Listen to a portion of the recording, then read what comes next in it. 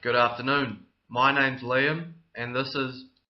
John, and today we will be answering the question of how would you, as a newly appointed analyst for the Australian retail sector, estimate the future of a department store today?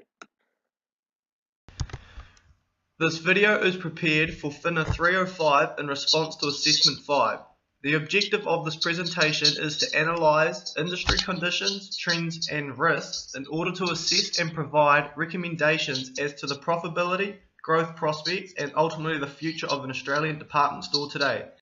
The presentation will be split into three principal sections, which include the outlook for the Australian economy, an entire overview of the department store industry, and we will reflect on the performance, strategies and outlooks of department stores currently operating in this industry.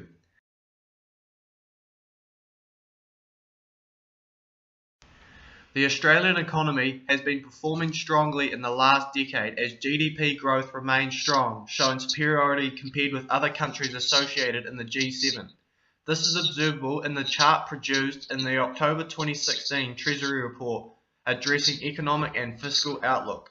This superiority can be credited to payoffs from flexible macroeconomic policy frameworks, earlier microeconomic reforms, and the Australian mining boom.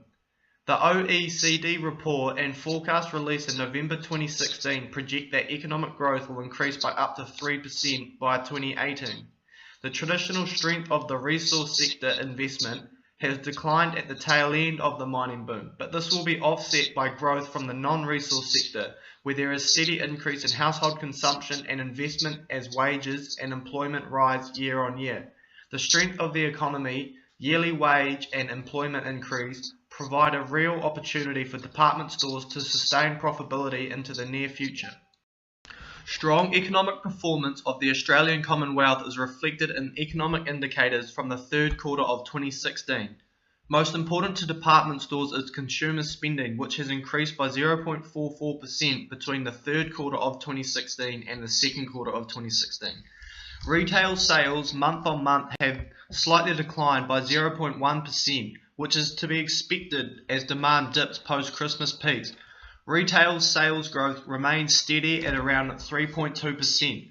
Personal savings have decreased while customer confidence remains high, indicating that consumers are more willing to spend rather than to defer consumption.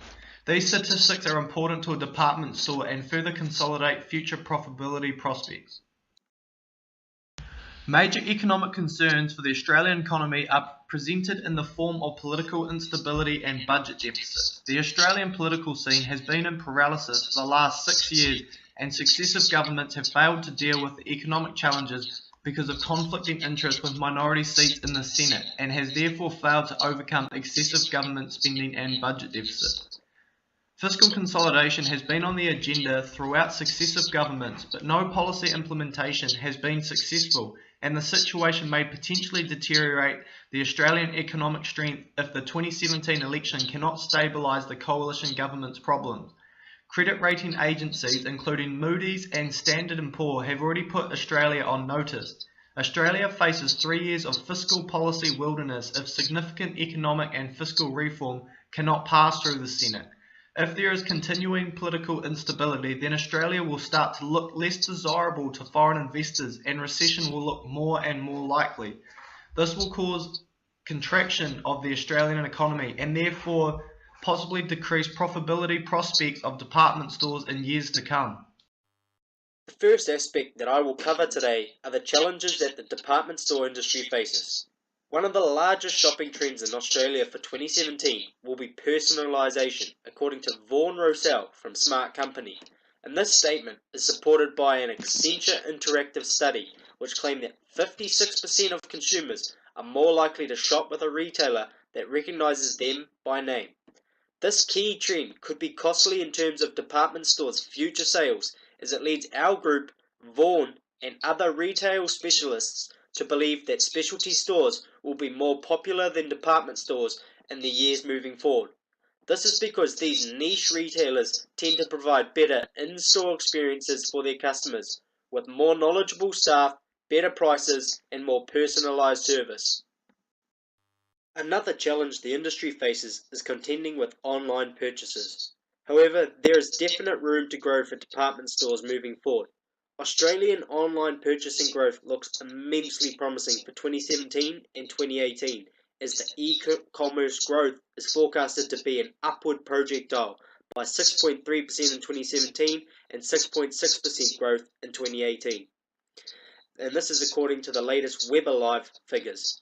By launching online platforms as a new avenue for revenue growth, department stores should be able to emulate the successes of major players who have managed to hold their own in the online environment. Multi-channel retailing activities are expected to become more prevalent over the next few years as players attempt to ride the wave of growth from the online segment, and this is therefore a trend that the department store industry must adapt to if they are to increase their future sales. To the side of me, we have taken two snapshots, a year between, to illustrate the significant impact that online purchases have had on department stores. The trend has seen annual growth fall from 3.9% to only 1% in the past year. Future sales are the main driver of department store performance, and therefore figures like these are very concerning for potential investors. The topic that I will focus on is how these department stores have adapted to these challenges. As discussed previously, the challenge of personalization will majorly affect department stores if it is not addressed in the near future. However, there are ways for department stores to combat this and become more personalized themselves. One clear example of such an adaptation was by Macy's department store, who went beyond traditional bricks and mortar shopping and introduced Shopkick, an app that lets customers browse new and favorite items in the online Macy's catalog. While they are in store, the app will send push notifications notifying them of availability and discounts on those items. This ingenuity has allowed Macy's to personally reach out to their customers, and is one way for which they are trying to combat this trend affecting the future sales of department stores. In terms of combating the trend of personalization and the increase in specialty stores, we've already seen a shift here, with retail giants such as Target, Kmart and Priceline investing in smaller format stores to provide more curated selections. Consumers don't want to waste precious time wandering around enormous stores anymore. Instead, they want the ease and efficiency of smaller stores with specialized selections. By doing this, department stores can provide the same benefits as specialty stores, combating this challenge while also making the in-store experience more personal. And a bonus of this method, not to mention, is that there is a decrease in the cost of operating, which helps with revenue and profits. A key trend that we have identified is that the gross margin percentage has been falling across the industry. This is supported by Target having a decreasing gross margin from 2012 and Myers having a decreasing trend from 2013. The only exception to this trend that we have identified is David Jones, who following their merger introduced a business strategy which was to expand private label brands. They have emulated the great successes that this strategy has had overseas in places like South Africa with Woolworths. Thus, the business strategy is one which department stores must consider if they are to emulate the results of David Jones and therefore protect the future of department stores. Because the Australian department store industry is dominated by a few big players, we can judge the performance of the industry on the performance of these players. All the major performers identified below have increasing returns on assets and equities from 2015 to 2016. Due to these improving profitability ratios, we are optimistic that future investors should not have to worry about the future sales in the coming years and therefore can invest freely within the industry. Although department stores have incurred significant volatility in profitability and decreasing retail sale growth on the back of an e-commerce introduction to the market over the past decade, department stores do still have strong profitability and growth prospects for the future.